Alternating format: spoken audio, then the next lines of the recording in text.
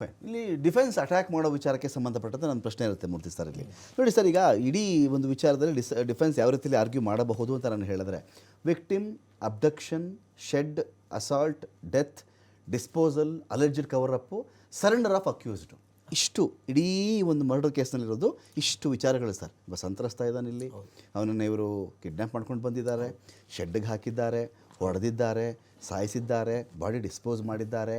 ಆ ನಂತರ ಏನು ನಡೆದಿಲ್ಲ, ತಾವೇನು ಮಾಡಿದೆ ಅನ್ನುವ ರೀತಿಯಲ್ಲಿ ಕವರಪ್ ಕೆಲಸ ನಡೆದಿದೆ.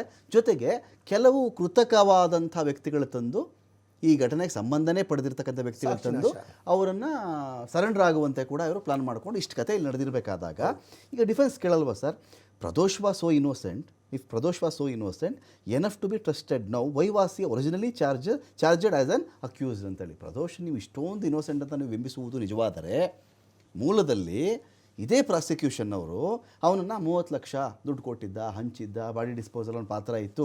ಈಗ ನೀವು ಹೆಂಗೆ ನೀವು ಅವನನ್ನು ಅವಾಗ ಯಾಕೆ ಆರೋಪ ಮಾಡಿದ್ರಿ ನೀವು? ಅವತ್ತಿಗಿಲ್ಲ ಅಂದರೆ ಇವನೇನಂತ ಪಾತ್ರ ಇಲ್ಲಪ್ಪ ಈ ಕೇಸಲ್ಲಿ, ಇವನೇನು ಸುಮ್ಮನೆ ಅಲ್ಲಿ ಬಂದಿದ್ದ, ಸುಮ್ಮನೆ ನಿಂತಿದ್ದ ಅಷ್ಟೇ, ನಡೆದೋಯ್ತು ಅವನ ಮುಂದೆ ಅಂತ ಯಾಕೆ ಮಾಡಲಿಲ್ಲ ಅಂತ ಕೇಳಬಾರ್ದಾ ಡಿಫೆನ್ಸ್ ಅಂತ? ಸರ್ ನೋಡಿ, ನಮ್ಮಲ್ಲಿ ಒಂದು ಯಾವುದೇ ಒಂದು ಕೃತ್ಯ ಆದಾಗ ಸುಮಾರು ಸೆಕ್ಷನ್ಗಳನ್ನ ಆ್ಯಡ್ ಮಾಡ್ತಾರೆ. ಓಕೆ, ಈಗ ತಾವು ಹೇಳಿದ್ರೆ ಫಸ್ಟು ಪ್ಲ್ಯಾನ್ ಮಾಡೋದು, ಕಾನ್ಸ್ಪಿರಸಿ, ಓಕೆ, ಕಿಡ್ನ್ಯಾಪು, ಸಪೋರ್ಟಿಂಗು ಅಂದರೆ ಕೋ ಅಕ್ಯೂಸ್ಡ್ಗಳು, ಕಾಮನ್ ಇಂಟೆನ್ಷನ್ನು. ಓಕೆ ಸರ್, ಇವೆಲ್ಲ ಪ್ರೊಸೆಸ್ಸು ಪ್ರೋಗ್ರೆಸ್ ಆಗ್ತವೆ.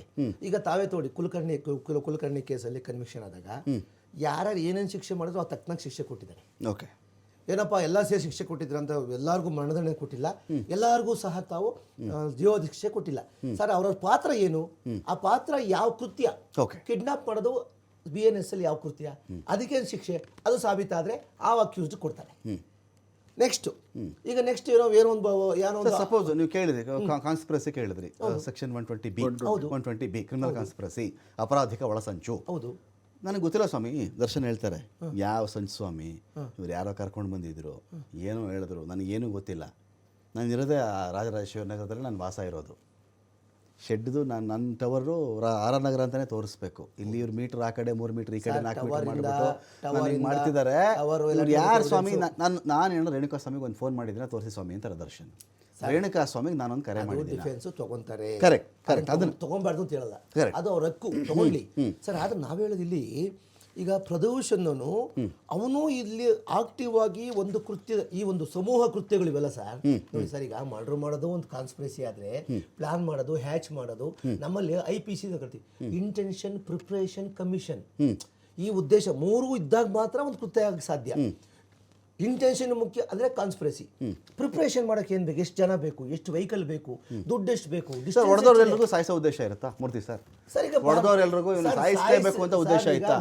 ದರ್ಶನ್ ಮೇ ಸಬ್ಮಿಟ್ ಸ್ವಾಮಿ ಫೈನಲ್ ಸ್ಟೇಜ್ಗೆ ತೀರಾ ನಾನು ಇಲ್ವಾದ ತುಂಬ ನಾನು ಇಲ್ಲ ಅಂತ ಹೇಳೋಕ್ಕಾಗಲ್ಲ, ಶೆಡ್ಗೆ ನಾನು ಬಂದೇ ಇಲ್ಲ ಅಂತ ಹೇಳೋಕ್ಕಾಗಲ್ಲ, ಕಾರು ಇದು ವಿಚಾರ ಇದೆಯೋ ಟವರ್ದಿದೆಯೋ ನಾನು ಸಿಕ್ಕಾಕೊಂಡ್ಬಿಟ್ಟಿದ್ದೀನಿ, ನಾನು ಬಂದಿದ್ದು ನಿಜ ಸ್ವಾಮಿ, 2 ಡೇಟ್ ಕಪಾಳಕ್ಕೆ ಹೊಡೆದೆ, ಅವನು ಚೆನ್ನಾಗೇ ಇದ್ದ, ನಾನು ಆಚೆ ಬಂದುಬಿಟ್ಟೆ ಸ್ವಾಮಿ, ಇಷ್ಟೇ ನನಗೆ ಗೊತ್ತಿರೋದು.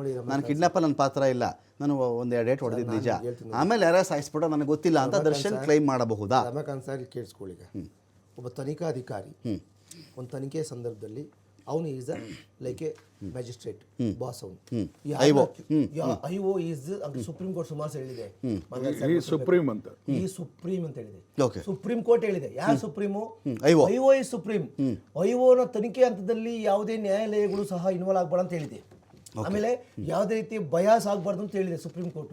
ಆದ್ರೆ IOಗೆ ಆ ಡಿಸ್ಕ್ರಿಷನರಿ ಪವರ್ ಇದೆ, ಯಾರನ್ನ ಅಕ್ಯೂಸ್ಡ್ ಆಗಿ ಮಾಡಬೇಕು, ಯಾಕೆ ಮಾಡಬೇಕು, ಯಾವ ಸೆಕ್ಷನ್ ಮಾಡಬೇಕು, ಆ ಸೆಕ್ಷನ್ ಮಾಡಬೇಕಾದ್ರೆ ಆತ ಎಸ್ಕಲ್ ಕೃತ್ಯ ಏನು, ದುಡ್ಡು ಕೊಟ್ಟಿದ್ದಾನ, ಮೆಟೀರಿಯಲ್ ಸಪ್ಲೈ ಮಾಡಿದ್ದಾನ, ಅಥವಾ ಹೇಳೋ ಮಿಷಿನ್ ತಂದ ಅಂತ ಹೇಳ್ತೀರಿ, ಆಮೇಲೆ ವೆಹಿಕಲ್ ತಗೊಂಬಂದ. ಸರ್, ಇವೆಲ್ಲ ಸ್ಟೋರಿ ನಮಗೆ ನಿಮಗೆ ಗೊತ್ತಿದೆ.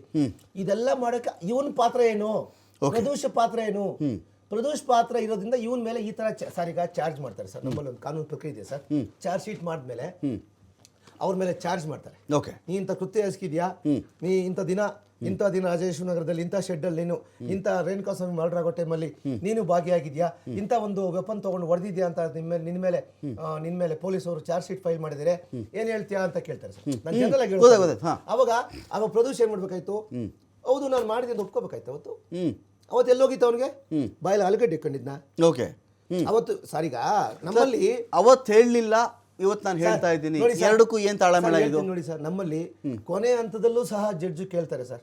ಯಾಕೆ ನಮ್ಮಲ್ಲಿ ನಮ್ಮ ಭಾರತೀಯ ವ್ಯವಸ್ಥೆ ಹೆಂಗ್ ಗೊತ್ತಾ ಸರ್, ಆಡಿಯೋ ಆಟಮ್ ಪಾಠಮ್ ಅಂತವೆ. ಅಂದ್ರೆ ಯಾವುದೇ ವಿಚಾರನ ವ್ಯಕ್ತಿ ತಿಳಿಸಿನೇ ಅವ್ನಿಗೆ ಶಿಕ್ಷೆ ಕೊಡು, ಅದನ್ನ ಸುಮಾರು ಚಾನ್ಸ್ ಕೊಡು. ಅದೇ ರೀತಿ ಪ್ರಿನ್ಸಿಪಲ್ಸ್ ಆಫ್ ನ್ಯಾಚುರಲ್ ಜಸ್ಟಿಸ್ ಅಂತ ಕರಿತೀವಿ ಸರ್ ನಾವು. ಯಾವುದೇ ವ್ಯಕ್ತಿಗೆ ಏನೇ ಶಿಕ್ಷೆ ಕೊಡಬೇಕಾದ್ರೆ ನ್ಯಾಯಾಧೀಶರು, ಪೊಲೀಸರು ಏನೇ ಮಾಡಿರ್ಬೋದು ಸರ್, ಒಬ್ಬ ನ್ಯಾಯಾಧೀಶರು ನ್ಯಾಯಾಧೀಶರ ಕರ್ತವ್ಯ ಏನು ಅಂದ್ರೆ ಅವ್ನ ಎಂಕ್ವೈರಿ ಮಾಡ್ತಾರೆ ಸರ್, ಅಕ್ಯೂಸ್ನ ಎಂಕ್ವೈರಿ ಮಾಡ್ತಾರೆ. ಅವತ್ತು ಅವನ ಚಾರ್ಜ್ ಅವ್ರ ಮೇಲೆ ನಾವು ಅಂದ್ರೆ ಅದು ಚಾರ್ಜ್ ಮಾಡ್ತಿರ್ತಾರೆ. ಅವಾಗ ಅವಾಗ ಅವಾಗ ಇವನು ಯಾರು ನಮ್ಮ ಪ್ರದೂಷು ಏನ್ ಮನ್ಸಲ್ಲಿತ್ತು ಅವನಿಗೆ, ಅವ್ನು ಹೆಂಗ್ ನಂಬೋದು ನಾವಿಲ್ಲೀಗ? ಪೊಲೀಸರು ಮುಂದೆ ಒಪ್ಕೊಂಡಿಲ್ಲ ಸರ್, ಪೊಲೀಸರು ಮುಂದೆ ನಮ್ಮ ಮಾರ್ಗದರ್ಶಿ ಸರ್ ಹೇಳ್ದಂಗೆ ಸ್ಟೇಟ್ಮೆಂಟ್ ತಗೊಂತೀವಿ ಸರ್ ನಾವು.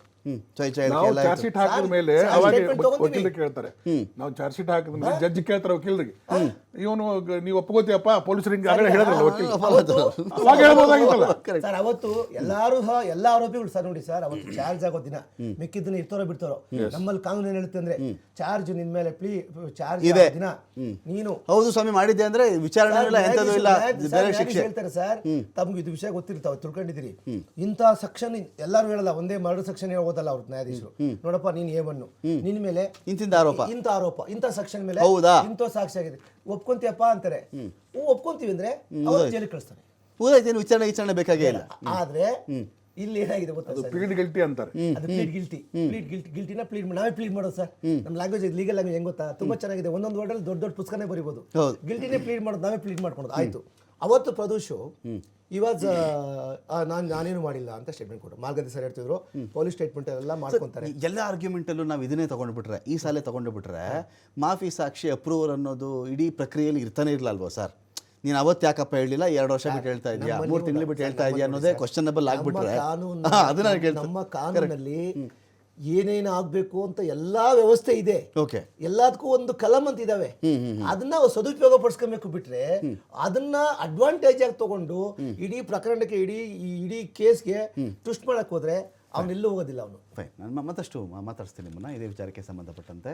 ಎಕ್ಸೆಲ್ PU ಕಾಲೇಜು ಗುರುವಾನಕೆರೆ ಪ್ರಾಯೋಜಿತ ಅಖಾಡ ಬಿಗ್ ಫೈಟ್ ವಿಶೇಷ ಮತ್ತೆ ಮುಂದುವರಿತು.